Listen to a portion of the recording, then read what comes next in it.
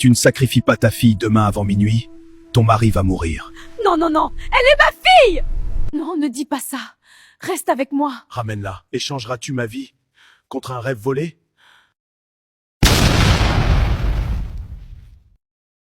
Dans le village de Avlora, la valeur d'une femme ne se murmurait pas à voix basse. Elle se proclamait au rythme des cris d'enfants qui résonnaient dans la cour familiale, et au nombre de fibres rituelles qu'elle nouait pour célébrer une cérémonie de nomination, car dans cette communauté où la mémoire des ancêtres pesait plus lourd que les pierres des maisons, une femme dont la cour restait silencieuse portait sur elle une honte que même le soleil semblait remarquer.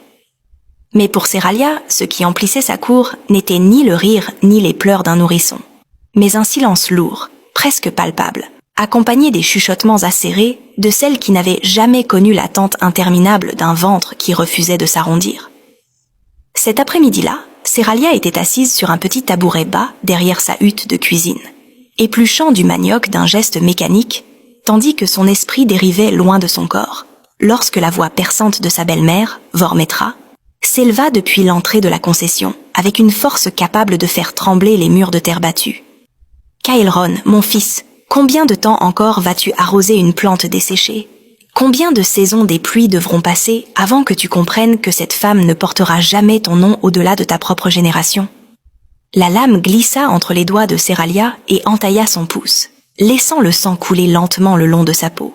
Mais elle ne ressentit aucune douleur, car la blessure qui habitait son cœur depuis 10 années de mariage avait déjà consumé toute autre sensation. Kaelron, son mari, était un homme stable, patient comme une montagne immobile face au vent, et malgré les paroles répétées de sa mère, il trouvait toujours la force de répondre avec respect. « Mère, les enfants viennent d'une volonté plus haute que la nôtre, et nous ne sommes que des serviteurs du destin. » Mais Vormetra, dont l'obsession pour la continuité du sang était plus forte que la compassion, répondit avec amertume. « Le ciel ne donne pas à celles qui ont dévoré leur propre bénédiction dans l'autre monde. Et si tu ne prends pas une seconde épouse à la prochaine lune, je le ferai à ta place, car je ne quitterai pas cette terre sans tenir un petit enfant contre ma poitrine. » Cette nuit-là, l'ultimatum pesa sur la maison comme un nuage de cendres, et Seralia resta éveillée, fixant l'obscurité, écoutant la respiration calme de Kaelron, tout en sachant que dans Avlora, un homme sans héritier était considéré comme un nom effacé avant même d'être gravé. Le désespoir ne surgit pas avec fracas, il s'installe d'abord en silence, puis il murmure, puis il ordonne. Au lever du jour suivant, Seralia ne prit ni sac ni provision. Elle ne chercha pas refuge ailleurs, mais elle rassembla de vieux tissus et du coton doux, et elle commença à façonner autour de son ventre une illusion soigneusement construite. Elle débuta modestement, ajoutant une légère rondeur suffisante pour susciter un regard curieux, puis elle ajusta sa démarche, apprenant à marcher avec lenteur, à se tenir le bas du dos, à grimacer au lever du soleil, comme si la nausée la frappait sans prévenir. Lorsque Kaelron revint des champs ce soir-là, elle était assise sur la natte, un bol à ses côtés, feignant un haut le cœur. Puis, elle leva vers lui des yeux embués et murmura que peut-être, enfin, la faveur des puissances invisibles s'était posée sur leur maison. Kaelron la regarda avec incrédulité, sa machette glissant de sa main, et demanda si elle en était certaine. Et Seralia répondit oui, tout en ajoutant qu'un rêve lui avait révélé une condition. Aucun homme ne devait la toucher jusqu'à la naissance si l'enfant voulait survivre. Aveuglé par une joie longtemps retenue, Kaelron accepta sans question, prêt à dormir sur le sol, prêt à veiller dehors, prêt à tout sacrifier pour protéger ce qu'il croyait être un miracle. La nouvelle se répandit dans Avlora comme un feu attisé par le vent sec, et Vormetra, qui la veille encore l'insultait, dansa jusqu'à sentir ses genoux céder, saupoudrant son propre corps de poudre blanche en signe de triomphe. Mais pour Seralia, les mois qui suivirent furent une prison de tissus et de mensonges. Chaque cycle lunaire la forçait à ajouter davantage de couches sous ses vêtements. Chaque regard admiratif l'écrasait davantage. Et plus son ventre semblait croître, plus son cœur se rétrécissait. Elle savait que la lune comptait. Et le 9e mois approchait. Si tu ne sacrifies pas ta fille demain avant minuit, ton mari va mourir. Non, non, non, elle est ma fille! Non, ne dis pas ça. Reste avec moi. Ramène-la. Échangeras-tu ma vie contre un rêve volé?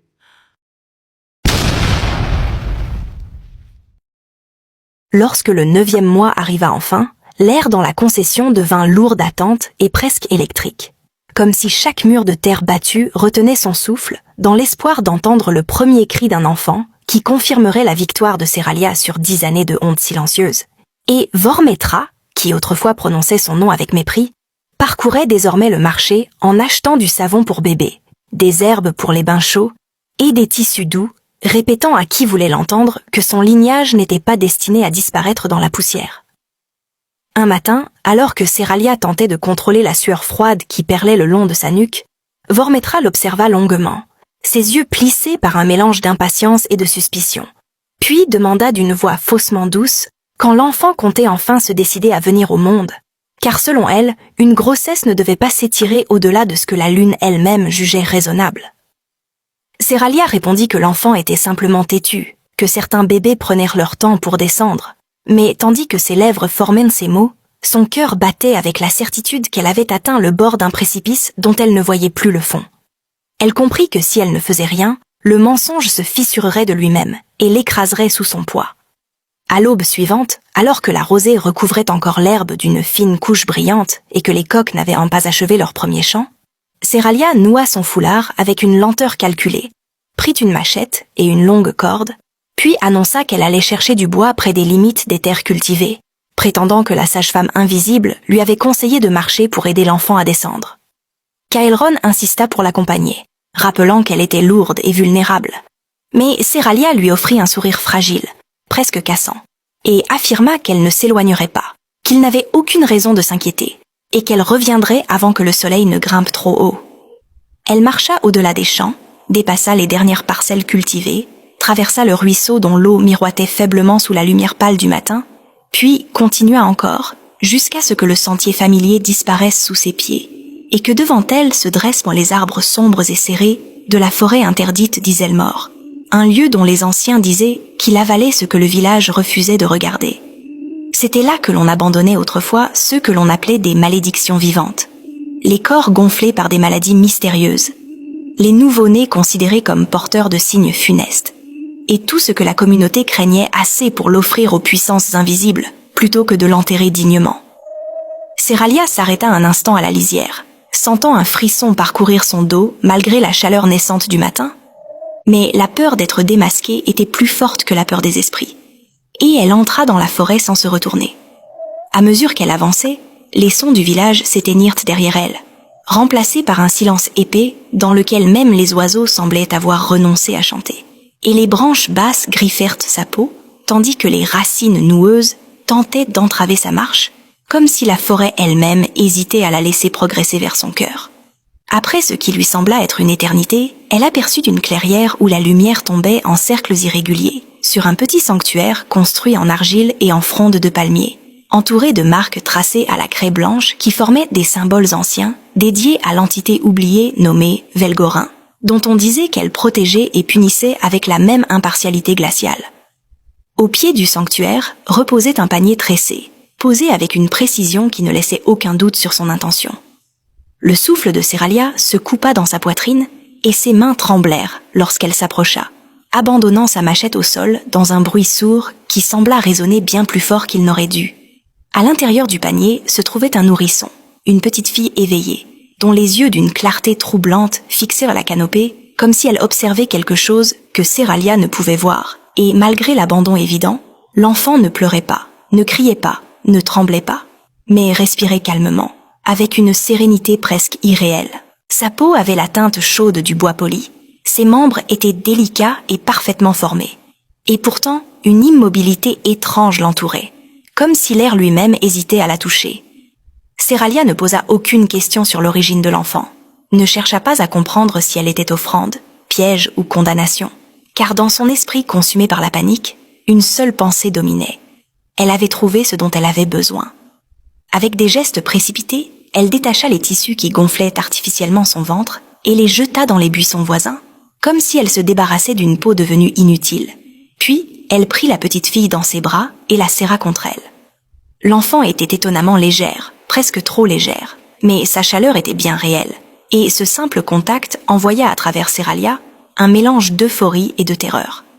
Elle écrasa un escargot contre une pierre, utilisa le liquide visqueux pour en frotter la peau du nourrisson afin d'imiter les traces d'un accouchement improvisé, salit son propre visage avec de la terre humide, défit son foulard pour donner l'impression d'un combat douloureux, puis prit une grande inspiration. Et alors, elle hurla. Elle hurla comme si la douleur venait de la traverser en deux, comme si la vie avait jailli d'elle au milieu des racines et des ombres, et elle se mit à courir vers le sentier du village, tenant l'enfant fermement contre sa poitrine. Ces cris attirèrent l'attention des femmes qui travaillaient près des champs, et bientôt des silhouettes surgirent en courant, Caëlron en tête, son visage blanchi par l'inquiétude. Ils trouvèrent Séralia assise au bord du chemin, haletante, les vêtements froissés, le visage couvert de terre, tenant contre elle la petite fille enveloppée dans son foulard. Caëlron tomba presque à genoux devant elle, la voix brisée par l'émotion, demandant ce qui s'était passé, comment l'enfant était venu au monde loin de la maison. Séralia répondit que la douleur l'avait frappée soudainement comme un éclair tombé du ciel, qu'elle n'avait pas pu rentrer, qu'elle avait cru mourir seule au milieu des arbres, jusqu'à ce qu'une vieille femme apparaisse, aux cheveux blancs comme la laine et marchant avec un bâton, qui l'avait aidée à mettre l'enfant au monde avant de disparaître sans laisser de traces. Les femmes échangèrent des regards émerveillés, certaines murmurant que seule une ancêtre pouvait agir ainsi, qu'il s'agissait d'un signe, d'un miracle offert à une maison longtemps humiliée. Vormetra, lorsqu'elle arriva, poussa un cri de triomphe si puissant qu'il sembla faire vibrer l'air, proclamant que ses ennemis étaient désormais réduits au silence, et que son fils avait enfin une descendance. Caëlron prit l'enfant dans ses bras avec une délicatesse tremblante, des larmes coulant librement sur ses joues, puis déclara que l'enfant porterait le nom de Séliora, car elle avait essuyé les larmes de sa maison. Et tandis que le village célébrait ce qu'il croyait être un miracle, Séralia souriait. Mais dans la profondeur invisible de son regard, une ombre venait déjà de s'installer. Si tu ne sacrifies pas ta fille demain avant minuit, ton mari va mourir. Non, non, non, elle est ma fille! Non, ne dis pas ça. Reste avec moi. Ramène-la. Échangeras-tu ma vie contre un rêve volé?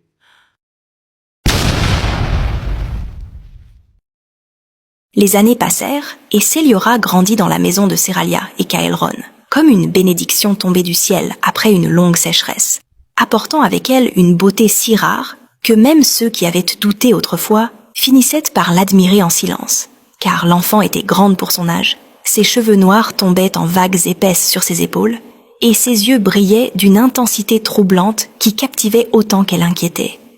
Mais à mesure que la fillette avançait en âge, des signes commencèrent à troubler la paix fragile de la maison. Lorsque Séliora marchait dans la cour, la poussière semblait refuser de se lever sous ses pas. Et lorsqu'elle s'asseyait sous l'arbre Odara, des fruits mûrs tombaient sans qu'aucun vent ne souffle, roulant doucement jusqu'à ses pieds comme des offrandes silencieuses, tandis que son rire, pourtant cristallin et beau, portait en lui une profondeur étrange, presque ancienne. La nuit, elle ne dormait pas comme les autres enfants. Elle s'asseyait parfois dans l'ombre et murmurait des paroles dans une langue que Séralia ne reconnaissait pas. Et lorsqu'elle lui demandait à qui elle parlait, Séliora répondait calmement qu'elle conversait avec ses compagnons invisibles et que le prêteur finirait un jour par réclamer sa dette. Puis vinrent les malheurs. Les chèvres de Caëlron furent retrouvées mortes sans la moindre blessure visible. Les récoltes de leurs champs se desséchèrent, alors que celles des voisins prospéraient. Et un après-midi, Vormetra jura avoir vu un immense python royal, enroulé autour de la jambe de Séliora, que l'enfant caressait sans peur, avant que le serpent ne disparaisse dans la terre. Le doute longtemps étouffé s'installa définitivement dans le cœur de Caëlron. Les anciens furent consultés, et le devin Orvanel fut appelé. Le jour de son arrivée, le ciel prit une teinte violette lourde, et lorsqu'il entra dans la cour, il fixa Séliora avec un tremblement visible avant de murmurer un mot qui glaça tous les cœurs. Abomination.